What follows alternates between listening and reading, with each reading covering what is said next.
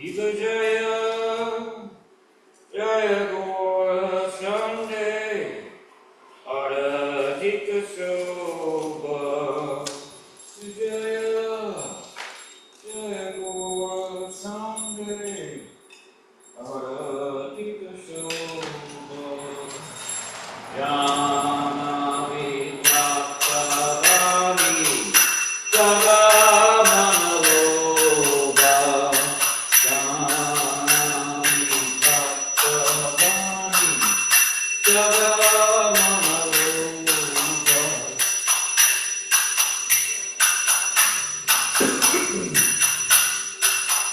Jati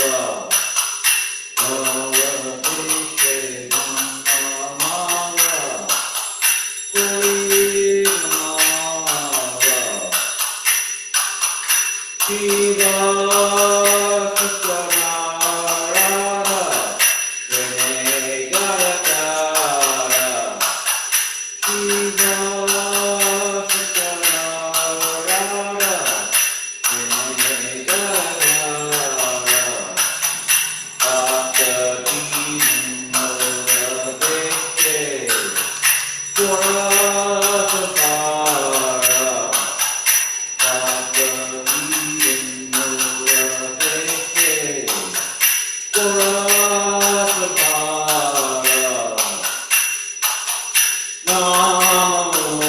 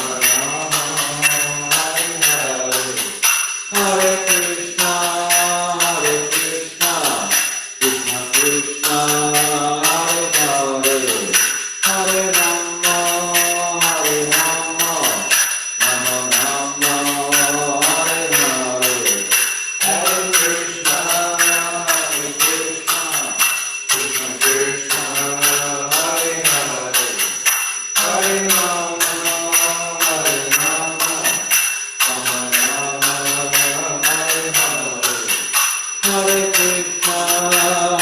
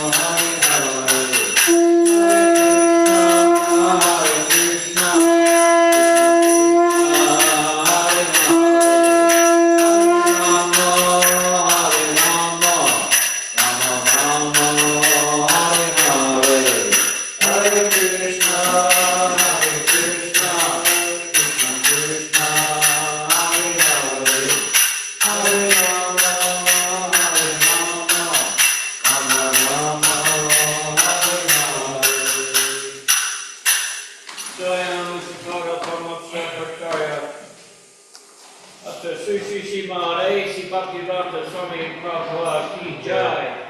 Jai Vishupara Paramahamsa Namaste Bhaktarya Sastra Sri Srimad Bhakti Siddhanta Saraswati Goswami Maharaj Bhagavad Ki Jai Najikuti Vaishnavini Ki Jai Namatari Haridas Thakur Ki Jai Mr. Kehulu Krishna Chaitanya Prabhu Sri Veda Gadhar Srivasti Bhaktivinoda Ki Jai Sri Radha Krishna Gopa Gopinath Shamaku Radha Kundurna Ki Jai Pradama Dhamma Ki Jai Akura Dhamma Ki Jai Advaita Dhamma Ki Jai Jagannath Dhamma Ki Jai Bhakti Devi Ki Jai Tulsi Devi Ki Jai Nimamaya Ki Jai Nimamaya Ki Jai Sundata Bhaktivinoda Ki Jai all glories assembled devotees all glories assembled devotees all glories assembled devotees all glories to Shri Guru and Gauranga.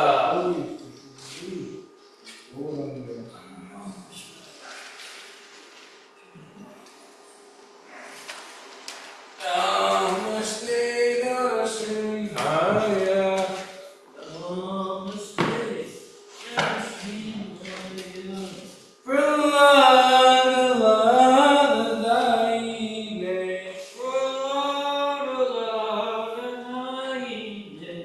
Hiranyakashi Purvaksha.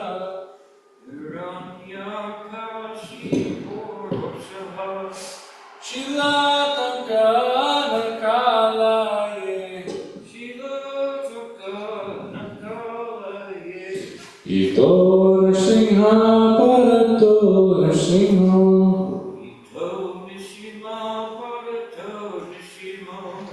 Yato Yato Yami Tato Nrsimha.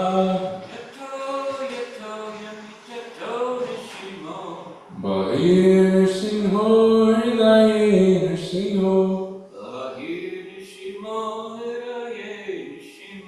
Narasimha Madhe Sharanam Prapadye.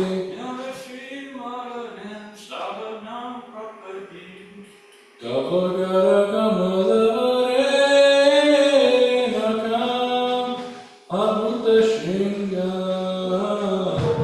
Talita Hiranyakashipu Tanuvringa Keshavadrita Narirupa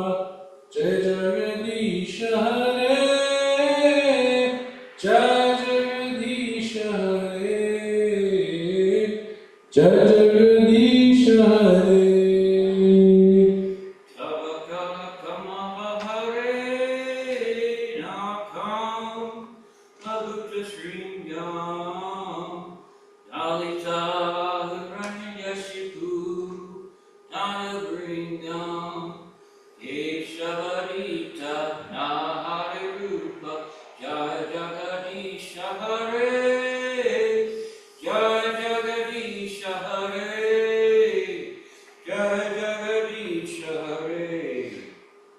Tavakara Kamalavare Nakam Abhuta Shringa Talita Hiranyakashipu Tanuvringa Keshavadrita Nadirupa Jai Jagadisha Hare Jai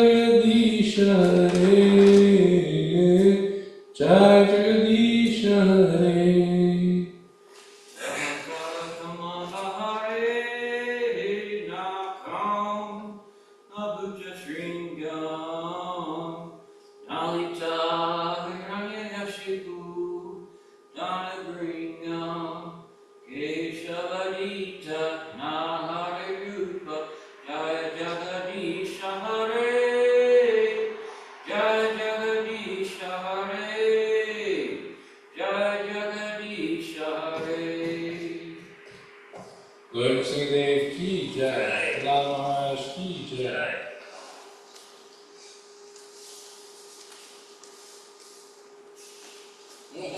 Hare Krishna, Krishna Krishna, Hare Hare, Hare Rama, Rama Rama, Hare Krishna, Krishna Krishna, Hare Rama, Rama Rama, Hare Krishna, Krishna Krishna, Hare Rama.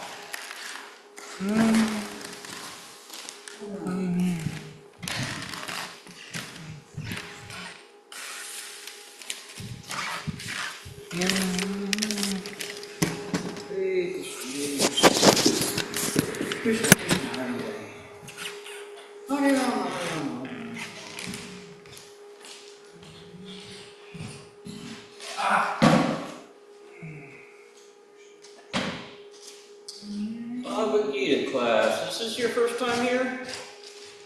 It is in about 5 years. About 5 years? I've been here before. Oh, okay. Yeah, I'm still curious. Oh, okay. This is the time we usually have a Bhagavad Gita class, so you're welcome to join us. Thank you. You want to set them up with the Bhagavad Gita? Yeah. Jagannatth? Is this everyone? Is this everyone? Yeah, I said. For now.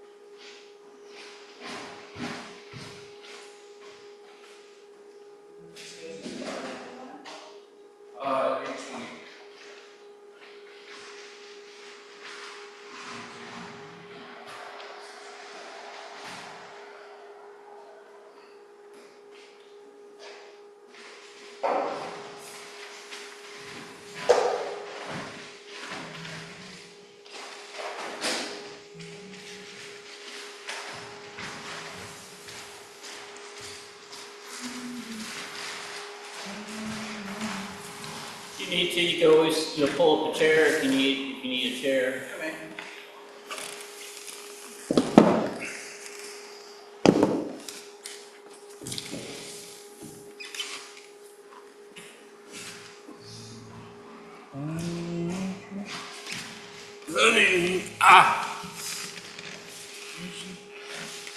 Keep telling you, let me kick your other knee. Yeah. I'm keeping you right out. If you kick me in the knee, I kick you in the head. Okay. Okay, we start with the introduction prayer on page 1. Om Janya Tamandasya Jnana Janya Shalakya Shakshmitamina Tasme Shri Gurve Namaha Shri Chaitanya Manubhishtam Sapitam Yena Bhutale Swayam Utpakaramaya Bhaditi Svabhagitikam Mandeham Shri Guru Shri Yukta Parakam Alam Shri Juram Vaishnav Cha Shri Rupa Sakraktam Sahagana Raghunatha Dikam Tasajivam Savetam Sadhusam Pariyajana Sahita Krishna Chaitanya Devam Shri Radha Krishna Pada Sahagana Lita Shri Vishkasvastam Shah Hey Krishna Karuna Srino Jano Jakate Kokisha Kokika Kanta Radha Kanta Namosate Tata Kanchana Garangi Radhe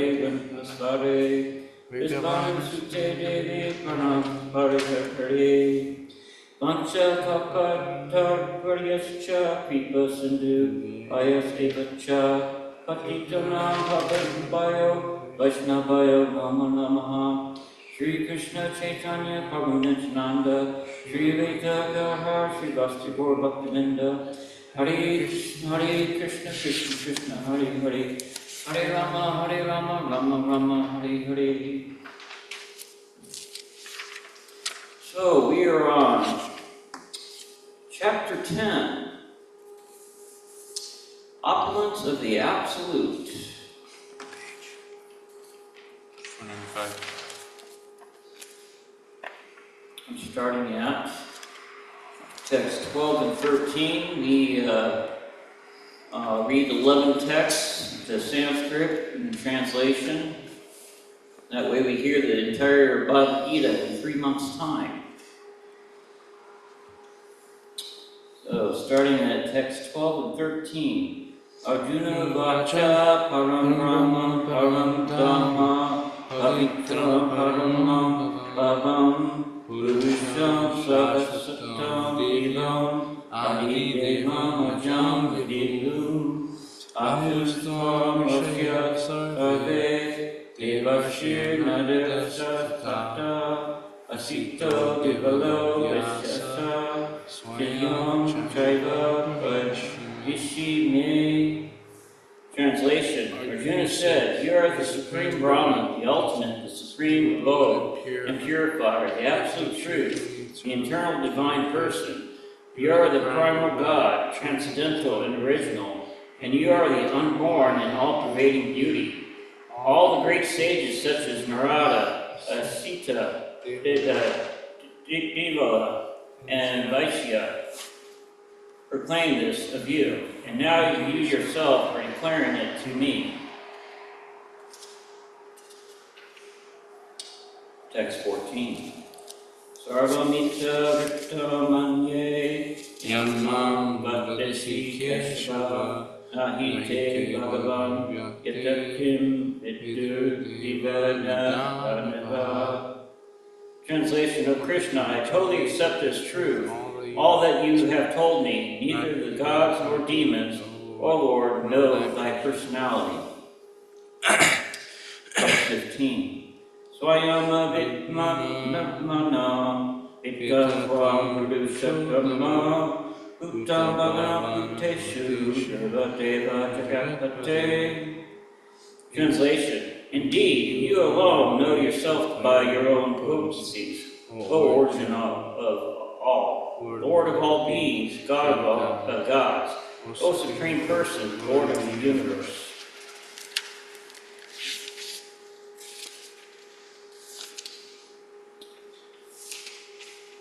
Text 16. Bhakta Arahasya Sheshana Divya Yatma Vibhutaya Yavir Vibhutivir Vikam Imam Tvam Vyapukishtasya. Translation. Please tell me in detail of your divine powers by which you prevail all these worlds and abide in them. Text 17. Kata Vidyamam Yogam Wam Sahara Parchit Yatayam Keshu Cha Bhaveshu Chintyosi Bhagavan Maya. Translation. How should I meditate on you? In what various forms are you to be contemplated, O blessed Lord? Text 18. Vishtara Vitatano Yogam Vibhutim Cha Janardana Bhuya Kataya Kritir Translation. Tell me again in detail, O Janardana Krishna, of your mighty potencies and glories, for I never tire of hearing your ambrosial words. Text 19. Sri Bhagavan Vacha Hamtate Katataisya Mame Divyahe Atma Vidutaya Pradhan Yatta Kurusheshta Nastyamto Vistarasya Mame. Translation. The Blessed Lord said, "Yes, I will tell you of my splendorous manifestation, but only of those which are prominent, O Arjuna, for my opulence is limitless." Text 20. Aham Atma Buddhakesha Buddhakesha Sarva Bhutasya Sthita Aham Adisha Madhyamcha Bhutanam Anta Eva Cha. I am the self of Buddhakesha, seated in the hearts of all creatures. I am the beginning, the middle, and the end of all beings. Text 22. Adhyatnamaham Vishnu Jatisham Abhir Amshumam Marichir Mudkamasmi Nakshatranamaham Shashi. Translation of the Adityas, I am Vishnu. Of the lights, I am the radiant sun.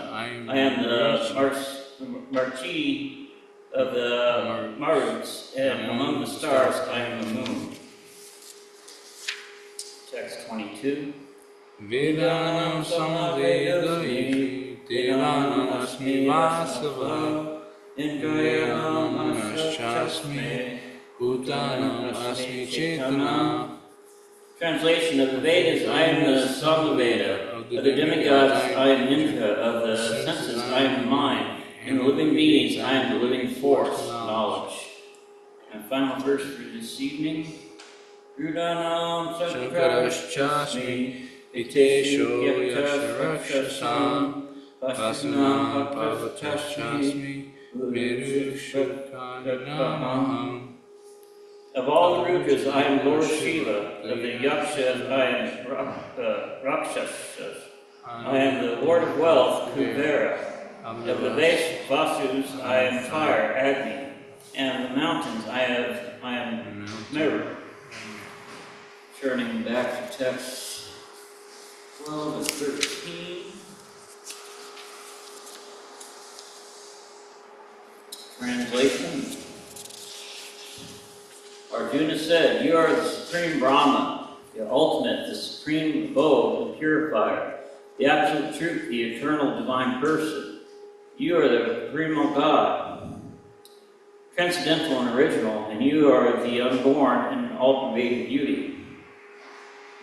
All the great sages such as Narada, Asita, Devala, and Vaishya proclaim this of you, and now you yourself are declaring it to me. Purport by His Divine Grace, A.C. Bhaktivedanta Swami Prabhupada. In these two verses, the Supreme Lord gives us a chance to the modern philosopher, for here it is clear that the Supreme is different from the individual soul. Arjuna, after hearing the essential 4 verses of the Bhagavad Gita in this chapter, became completely free from all doubts and accepted Krishna as the Supreme Personality of Godhead. Kuntai ki jai. He had once boldly declared, You are Brahma, the Supreme Personality of Godhead. And previously Krishna states that He is the originator of everything and everyone. Every demigod and every human being is dependent on Him. Men and demigods, out of ignorance, think that they are absolute and independent of the Supreme Lord Krishna. That ignorance is removed perfectly by the discharge of devotional service. This is already explained in the previous verse by the Lord. Now by His grace, Arjuna is accepting Him as the supreme truth. In the concordance with the Vedic injunction, it is not because Krishna is an intimate friend of Arjuna that he is flattering him by calling him the Supreme Personality of Godhead, the absolute truth. Whatever Arjuna says in these 2 verses is confirmed by the Vedic truth. Vedic injunctions affirm that only one who takes to devotional service to the Supreme Lord can understand Him, whereas others cannot. Each and every word of this verse spoken by Arjuna is confirmed by a Vedic injunction. In the Kena Upanishad, it is stated that the Supreme Brahma is the rest of everything. And Krishna has already explained that everything is resting on Him. The Mundaka Upanishad confirms that the Supreme Lord in whom everything is resting can be realized only by those who engage constantly in thinking of Him. This constant thinking of Krishna is smaranam, one of the methods of devotional service.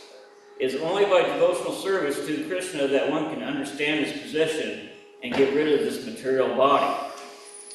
In the Vedas, the Supreme Lord is accepted as the purest of the pure. One who understands that Krishna is the purest of the pure can become purified from all sinful reactions. One cannot be disinfected from sinful activities unless he surrenders unto the Supreme Lord. Arjuna's acceptance of Krishna as the supreme pure complies with the injunctions of Vedic literature. This is also confirmed by great personalities, of whom Narada is the chief. Krishna is the supreme personality Godhead. One should always meditate upon him and enjoy one's transcendental relationship with him. He is the supreme existence. He is free from bodily needs, birth and death. Not only does Arjuna confirm this, but all Vedic literature, the Puranas and histories, in all the Vedic literatures, Krishna is thus described, and the Supreme Lord himself also says in the 4th chapter, although I am unborn, I appear on this earth to establish religious principles. He is the supreme origin. He has no cause, for he is the cause of all causes, and everything is emanating from him. This perfect knowledge can be had by the grace of the Supreme Lord. Here Arjuna expresses himself in the grace of Krishna. We want to understand the Bhagavad Gita, we should accept the statements in these 2 verses. This is called Paramaham system, acceptance of the disciplic succession. Unless one is in the disciplic succession, he cannot understand Bhagavad Gita. It is not possible by so-called academic education. Unfortunately, those proud of their academic education, despite so much evidence, the Vedic literatures stick to their obstinate conviction that Krishna is an ordinary person. Rage.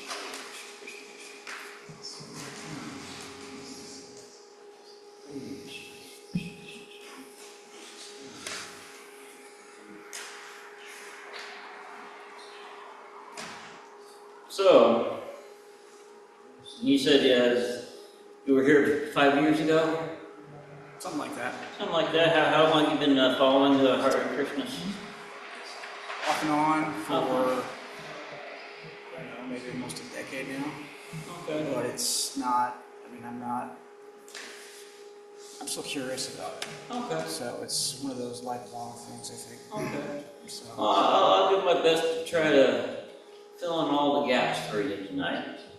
Okay? Krishna consciousness.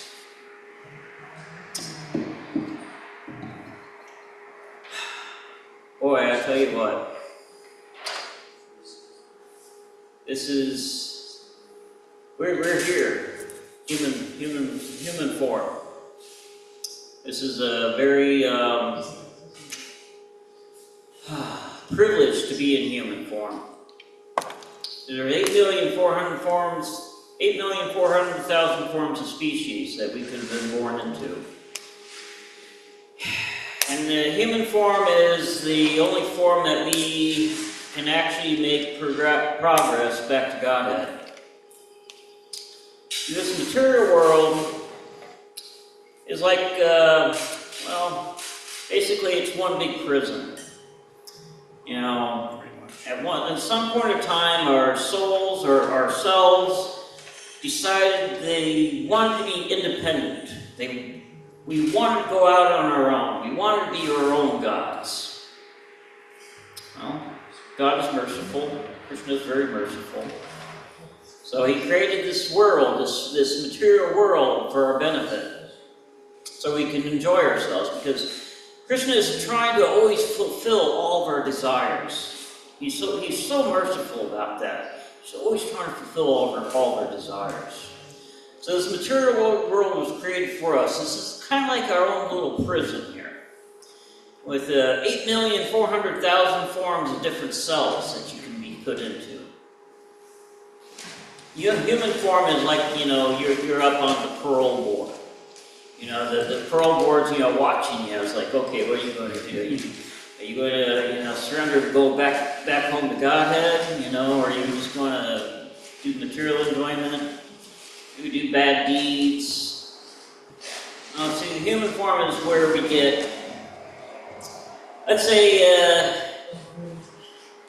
you don't use it for, devotional service. You don't use it for God realization. But you go out and do a lot of great things. You do humanitarian efforts, whatnot. Get a whole lot of good karma. Well, the parole board looks at you and says, well, you're not ready to leave the prison yet, but we got this really nice cell for you. You've been a really good prisoner, so we're going to put you up in the penthouse, one of the heavenly planets, for some time.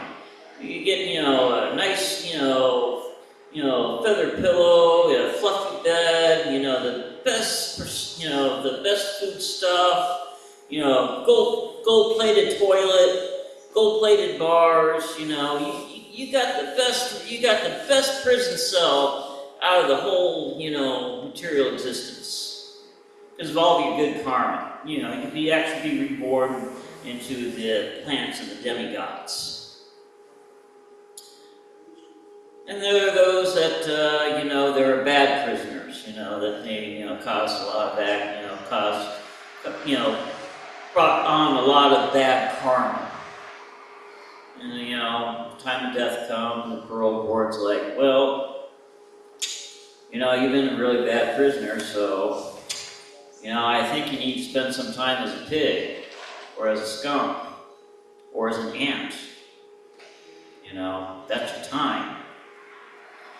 Now, both these scenarios, you're having to pay off the karma to get back to human form again. Either way, you're still in prison. You're still in prison. Whether you have good karma, bad karma, wherever you're being born into, you're still in this gigantic prison, prison of your senses. Because Krishna's trying to fulfill all your desires. And then, karma is basically the results of our actions. So many times that if we're continually chasing after our sense desires, some people, chase after drugs and alcohol. Oh boy, I was one of them. Whew. And I did so many drugs, drank so much alcohol back when I was younger, before I joined Krishna consciousness. Ooh, man, all the amount of weed I smoked. Oh my gosh. I was always looking for weed, always trying to steam and, trying to score, the best around. But those type of things, Krishna is going to give you the body so you're able to enjoy those things that you're desiring. So based upon your karma and your desires determines your body in your next life. You're continually working towards that.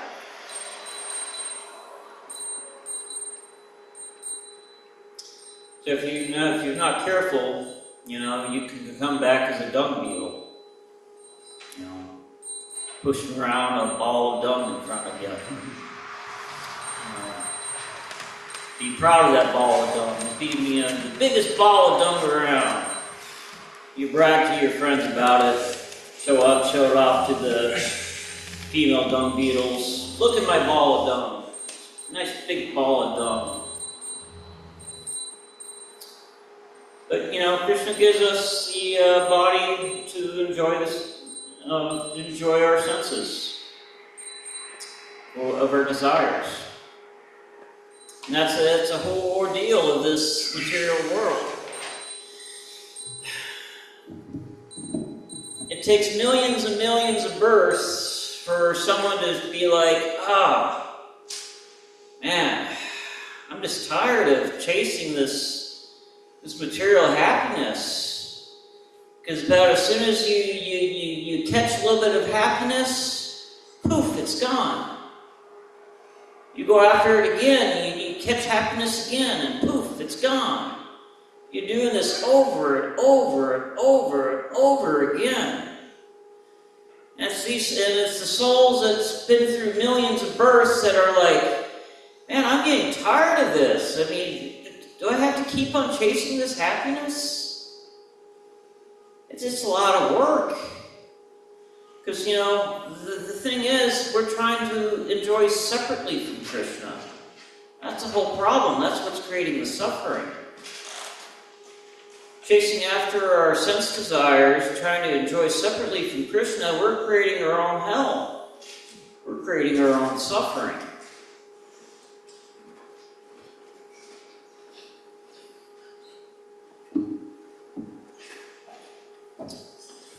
So the best way that we have in this day and age to escape this is bhakti yoga, Krishna consciousness. Because when we gratify our material senses, we're being entangled and being chained to this world, this material world. The more we try to indulge in our material senses, the more it gives us the karmic reaction that has to be paid back. Whether good karma, bad karma. As Hare Krishnas, we don't want any karma. Buddhists are the same way. They don't want karma either. They're trying to purify themselves from karma. Because Buddhism, they are trying to get to the point to where they can merge back with the entire whole. We're Hare Krishnas, we're Vaishnavas, we're servants. We don't want to merge. We want to serve the Supreme. So we keep our individuality. If you go down the Buddhist path, you lose your individuality. You're saying, I don't want to be an individual anymore. I want to be one with the whole. So you're losing your ego, you're losing your individual self in the path of Buddhism. Isn't that a little crazy? It's almost like a spiritual suicide, if you think about it. I just thought the purpose was to kill the ego. No, that's the whole thing of Buddhism. They're killing the ego. They want to get rid of all their desires. That's impossible. Yeah. But here in Krishna consciousness, we're transforming our desires to desire things from Krishna. That's just a little different. So, everything here revolves around the deities. Deities are basically a vessel. It's a special invitation for God to be present. We've invited God to be present in the form of the deities, in the vessel of the deities. So we can act, so we can serve Him in love and devotion. So everything in this temple revolves around the deities, serving God. We are His servants. So in the morning, deities are woken up. They're given, nice little snack in the morning. They're given a bath in the morning and dressed nicely. They're, given food stuff throughout the day. We sing and dance, to the deities. Because this is the one place that we have invited God to say, hey, we're here, we want to serve you through the deities. And that's our lot in life. That's how we are serving God each and every day. So everything revolves around that, and that's purifying. So when we cook our food, we're not cooking for ourselves. We're cooking for God first. And everything's being offered to God first. We want the best food stuff. We want the freshest food. We want the best food. And as we're preparing it, we want to be in a state of mind of being the servant and loving God. Want this to be the best meal He's the most important client in the universe. I never want to be late, serving Him lunch. I don't want to have to explain that. But so everything revolves around the deities. And this is how we can become Krishna conscious 24 hours a day, 7 days a week. continually thinking of God, continually keeping God on our mind. Because all this is purifying our past karmic actions. Purifying our bad karma, purifying our good karma. It's helping us to get back down to zero karma. That's very important because karma is what's entangling us into this world, keeping us bound in this world. And the other part of it is desire. We're trying to learn how to desire God. Many of us, I myself, I'm always begging God. It's like, oh please, help me desire you more than these material desires. Because that's what it takes. Because we've been through so many millions of births, chasing after our sense gratification, that many times we are powerless, to our habits, to our senses. I know at one time in my life, smoked so much weed, drank so much alcohol, did so much drugs. There was a time I didn't know how to live without it.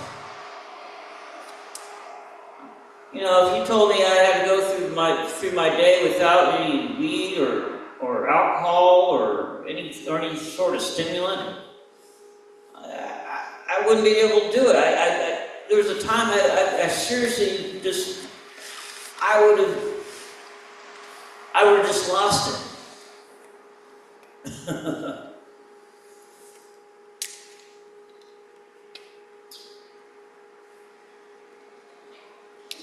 But that's the material world. Because everything in the material world, you get quick happiness. You get a quick dose of a little bit of happiness, but it's a fleeting moment. Just about as soon as you grab that happiness, a little bit of happiness, poof, it's gone. You go watch your favorite movie, eat your favorite food, do some of your favorite activities, get that little bit of sense enjoyment, and poof, poof, poof, it's gone. So you continually have to scheme and try to find ways to get those moments of happiness again, over and over and over. And in the end, it's more like poison. It's like, say you take your favorite food and you eat your favorite food, hundreds, thousands of times in a row. Eventually you're like, oh, I don't want it anymore. I'm sick of it. Same thing with drugs and alcohol. Once you have too much of it, it's like poison. You become bound and attached to them. You begin to hate them, but you still have to have them. Krishna consciousness, Bhakti Yoga is the complete opposite. Because up front, devotional service can seem very bitter. It can seem like a poison up front. We're so used to, enjoying our material senses. We've been doing it for millions of lifetimes. We're used to that quick dose of happiness, that quick dopamine rush. But you stick to it, chanting Hare Krishna, coming in and doing kirtan and spending time with the deities, associating with the devotees. Associating with the devotees is very important. This association, we'll get to that in a little bit. But in time, this bitterness begins to go away. And you get left with a sweet tasting nectar in the devotional service, where everything becomes so sweet. From chanting the Maha Mantra, to the kirtan, to seeing the deities, association with devotees, to the service that you're performing, whether it be washing dishes, cooking, cleaning, whatnot. It becomes so sweet. You find this sense of fulfillment that the material world doesn't have. The material world is an empty happiness. As soon as you catch it, poof, it's gone. Bhakti Yoga is the complete opposite. But the association of devotees, association is so powerful. Like if you take an iron rod, stick it into a fire. Even in the fire long enough, it takes on the qualities of fire. Pull it out of the fire and stick, with a red hot iron, stick it to paper, wood, things that can burn. It has a quality of fire. So it's associated with fire. So much so in devotional service, when we associate with devotees, with pure devotees, we take on those qualities. We light the fire of devotion within ourselves. We associate with prasadam, eating prasadam. When we associate with smelling the flower that's been offered to Krishna. Hearing the music being offered to Krishna. All these things bring us to the platform of devotional service. Power of association. Let's face it, if you want to become a rich man, you have to go out and associate with people, with businessmen. You have to associate with bankers and whatnot. People with wealth. If you want to be a doctor, you have to go out and associate with doctors to take on those qualities.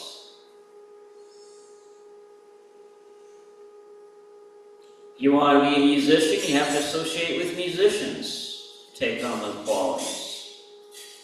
The Bhakti Yoga is no different. You have to associate with devotees to take on the qualities of Bhakti Yoga. Krishna is so merciful, as I was saying, because he's trying to fulfill all of our desires, each and every one of them.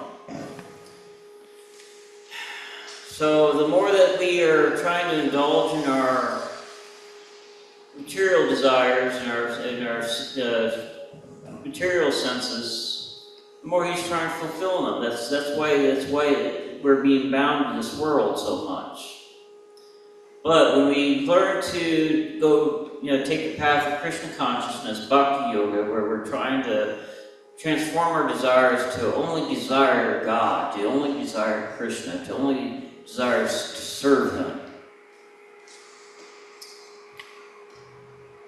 He fulfills that desire, because the more that we surrender to God, the more that we give ourselves to God, the more He gives Himself to us. He is conquered by love. Nothing else can conquer Him. Nothing else can capture Him. Nothing else can tame Him. Pure loving devotion, pure love, is what attracts God, is what captures Him, is what binds Him, is what ties Him to us. The story of Mother Yashoda, when she's raising Krishna as a child, little Krishna is out stealing butter. Mother Yashoda finally catches him, wants to teach Krishna a lesson.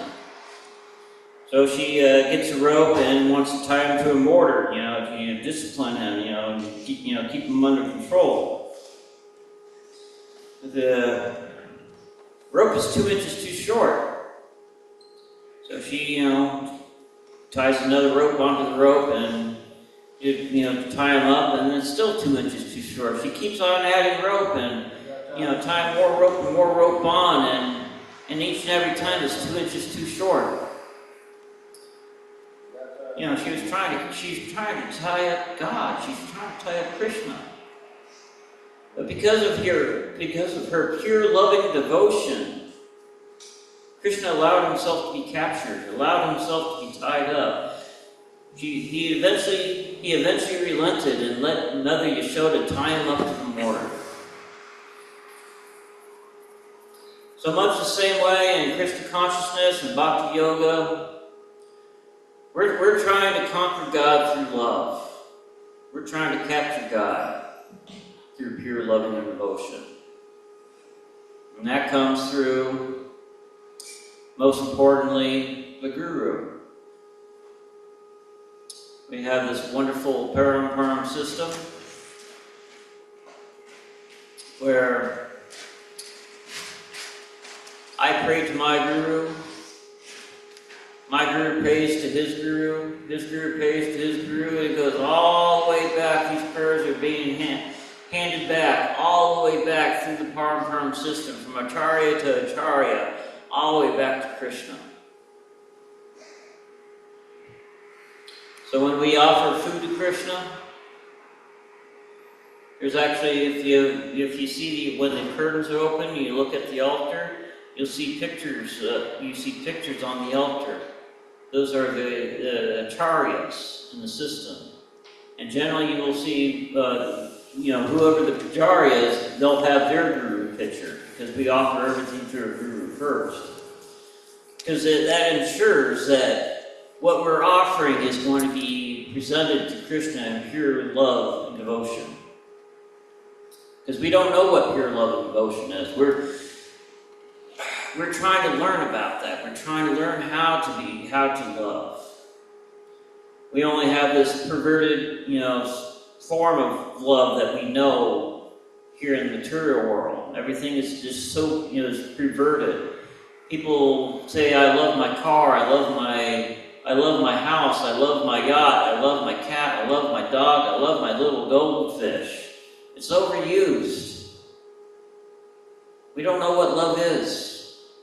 And that's why it's so important to have a spiritual master, because the spiritual master is what binds us and what helps us learn how to love and how to serve in pure loving and devotion. He's like a magnifying glass for Krishna's mercy. Take a magnifying glass, out on a hot, sunny day, get that beam of light just right with a magnifying glass, focus it just right, and catch leaves and paper on fire. Spiritual master is the same way. Except the way to focus the spiritual master is by following his instructions wholeheartedly, trying to please him. And that way, Krishna's mercy can come down through the Paramparam system, down through the acharyas. Because this whole system is, we have a whole line of acharyas, a whole line of gurus that are lifting us up through prayer. Are there any questions or comments so far? Yes, probably.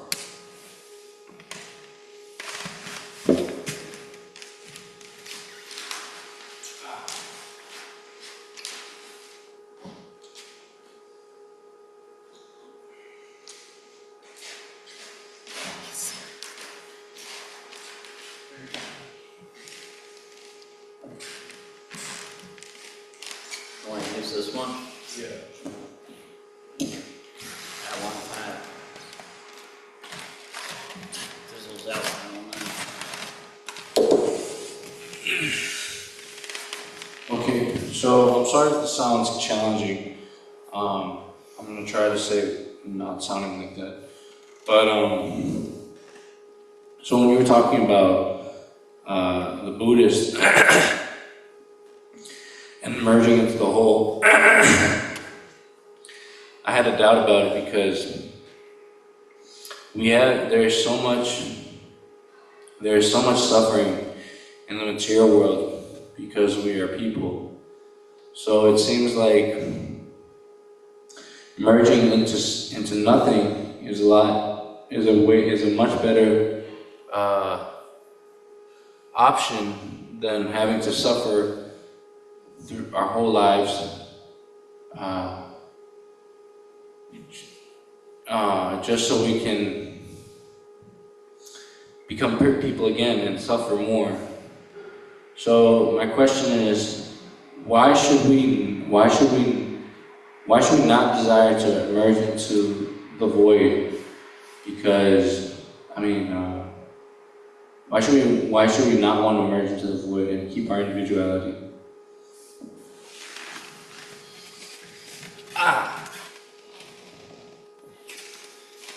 Well, that's the thing.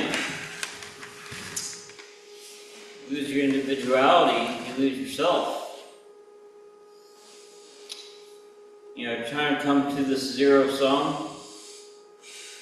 You know, to desire to have no desire is a desire in itself. That's a very difficult process.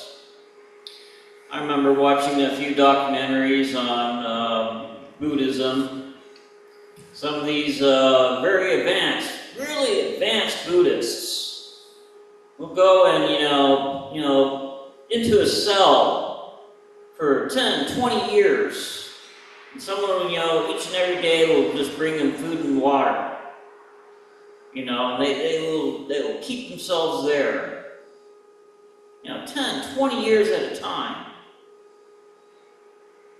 Isolation, darkness. Man. And even then, and that's a retreat for them. Can I say something? Yes. I have a friend who's a very good friend of mine. He's been a friend of mine for the last 25 years, and he's a Buddhist. Mm-hmm.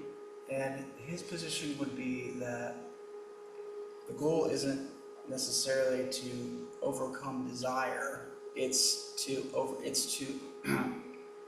not become attached to desire. It's totally two different things. Mm-hmm.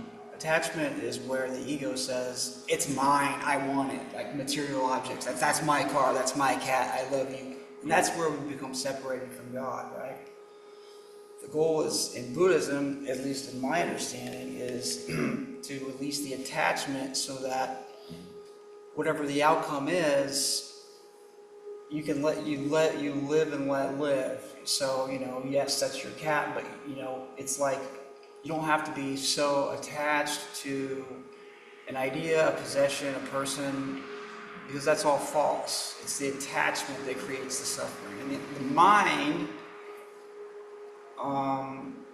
when the mind is, they believe that the mind becomes chattery, and it's the mind that creates these attachments out of fear. You know, you're afraid, so you think you need to cling on to something. The goal is to calm the mind, to clear the mind, so that you don't have attachments, so that you can raise your vibration and achieve your mind state. I've never heard of anybody saying that the goal is to eradicate desire, because that would be absolutely impossible. Because You know, the desire is the thing that's binding us to this world, because that's what leads us on to our next birth. That's why there's many ways that you have to not be entangled in this world. You must be able to be rid of those desires. That's why in Bhakti Yoga we're desiring to serve Krishna, to serve God. right. And that being our only desire, when we at our time of death, being our only desire, that takes us to God, being our only desire, rather than having these material desires that are binding us to this world. You know, if you're thinking about, your favorite food, or a soft bed, or your pet cat, or whatnot, your loved ones, at the time of death, and your mind goes all over the place. But it's all these subtle desires that are leading us on into our next life. And from my understanding, when I studied Buddhism, they were trying to rid themselves of their desires, in that sense. just different variations. Yeah, there's, Everything. Buddhism, it's like Christianity, there's like 30,000 different denominations of Christianity. Buddhism's kind of becoming the same way. But, it's another path. Take your chances there, but, giving up your individuality, for me, it just seems like, almost like a spiritual suicide. 'Cause you're giving up your individual The self. personality with the ego. I think Yeah. they do, but it's just. But in Krishna consciousness, you're perfecting the individual self as a servant. Right. Because basically the spiritual world, this material world is a perverted reflection of the spiritual world. So, we have plants, we have trees, we have cats, we have dogs, we have all these animals, insects and whatnot, flowers. That's all in the spiritual world as well. And you can actually, you can actually serve God as a flower in the spiritual world if that's your desire. You can be a flower for God to smell. That's part of, how would you say, almost like quantum physics, where how your consciousness is going to take you. Actually, that's our time for today. Any last minute questions or comments? Baba Gita Ki Jai.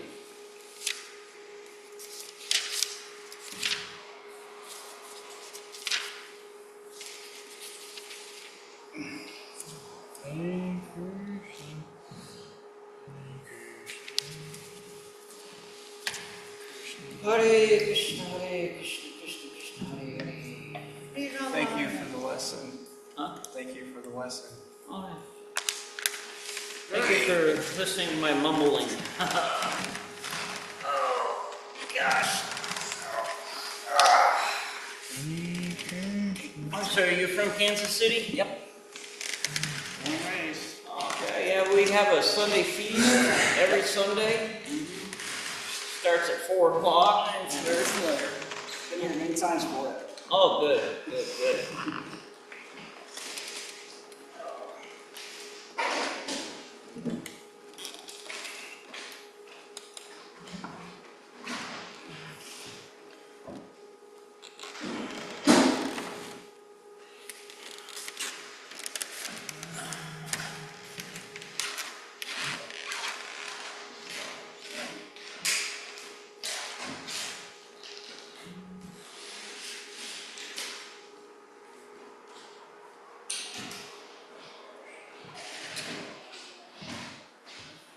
We have some prasadam downstairs if you'd like to join us. I can't tonight, but thank you. We promise we won't shave your head.